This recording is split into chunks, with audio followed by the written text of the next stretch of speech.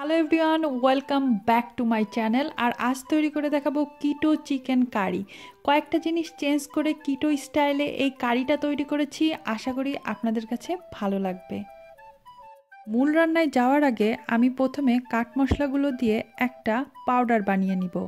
আর তার জন্যে আমি এখানে নিয়েছি লবঙ্গ, স্টার আনিস, এলাচ, কালো এলাচ, জয়ফল জয়ত্রী, দারুচিনি, গোলমরিচ, মিষ্টি জিরা আর সাথে দিয়ে দিচ্ছি নর্মাল জিরা। এই সব কিছুকে আমি 2 মিনিটের জন্য ভেজে নিব। আর এটা কোনটা কতটুকু পরিমাণ দিয়েছি সব কিছু আমি ডেসক্রিপশন বক্সে লিখে দিয়েছি, আপনারা একটু কষ্ট করে ডেসক্রিপশন বক্সটা চেক করে নেবেন। 2 মিনিট পরে একটা হামালদস্তির সাহায্যে আমি এগুলোকে খুব ফাইন একটা পাউডার তৈরি করে নিব। তবে এই পাউডারটার মধ্যে কোনো দানা থাকা যাবে না, আপনারা চাইলে শিলপাটা বা মিক্সচারও ব্যবহার করতে পারেন।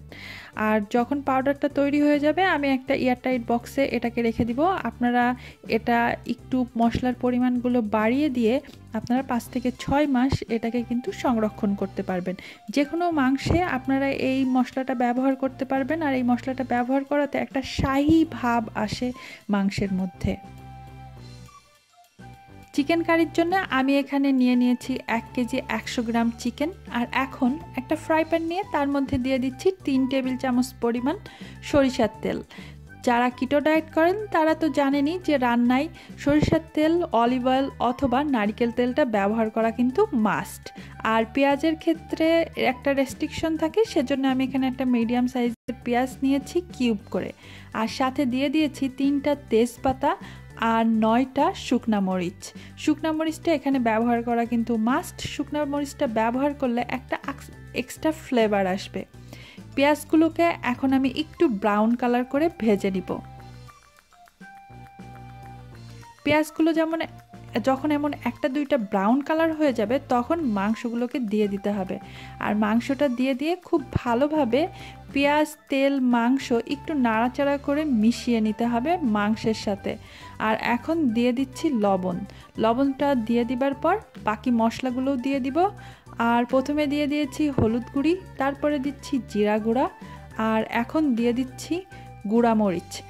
আমার বাসায় মরিচের পরিমাণটা একটু বেশি খাই, সেজন্য আমি মরিচের পরিমাণটা একটু বেশি দিয়েছি। আরও দিয়ে দিচ্ছি আদা রসুন পেস্ট। এই সব কিছু আমি ডেসক্রিপশন বক্সে লিখে দিয়েছি কোনটা কতটুকু পরিমাণ দিয়েছি, আপনারা ডেসক্রিপশন বক্সটা একটু চেক করে নেবেন। এখন কষানোর পালা। আমি মাংসের সাথে মশলাগুলো খুব ভালোভাবে কষিয়ে নিচ্ছি। আর এই কষানোর সময় ঢাকনা চাপা দেওয়া যাবে না, কারণ অনেক সময় দেখা যায় যে বেশি দিন ফ্রিজে থাকার পর মুরগি থেকে একটা এক্সট্রা গন্ধ আসতে পারে। আর সেই গন্ধটা কাটানোর জন্যে কিন্তু কষানোর সময় ঢাকনিটা চাপা দেওয়া যাবে না। আর খুব ভালোভাবে যখন কষানো হয়ে যাবে আর তেলগুলো যখন উপরে উঠে আসবে তখন সিদ্ধর জন্যে 2 কাপ গরম পানি দিয়ে দিতে হবে।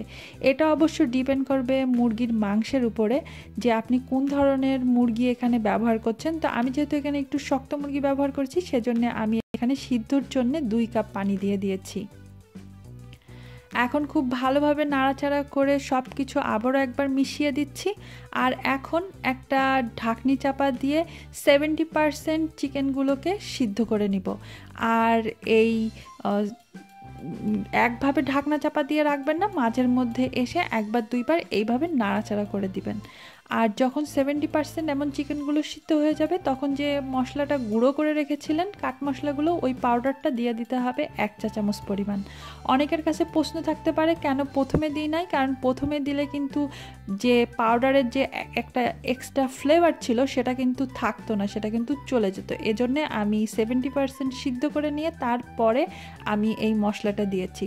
আপনারা চাইলে মাংসটা সম্পূর্ণ সিদ্ধ করে নিয়ে তারপরেও কিন্তু এই মশলাটা দিতে পারেন। মশলাটা দিবার পরে মাংসগুলো যখন সম্পূর্ণভাবে সিদ্ধ হয়ে যাবে আর তেলটা যখন উপরের দিকে উঠে আসবে আর গ্রেভি হয়ে যাবে তখন চুলার জালটা বন্ধ করে দিয়ে পরিবেশনের জন্য চলে যাবেন।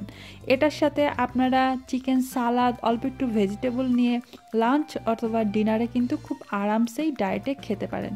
তাহলে তৈরি হয়ে গেল আমার কিটো চিকেন কারি। নর্মাল চিকেন কারির মতোই, কিন্তু এখানে 2-3টা জিনিস একটু চেঞ্জ করা হয়েছে। আশা করি আপনাদের কাছে ভালো লেগেছে। আর ভালো লাগলে অবশ্যই লাইক, শেয়ার, কমেন্টস আর সাবস্ক্রাইব করতে ভুলবেন না।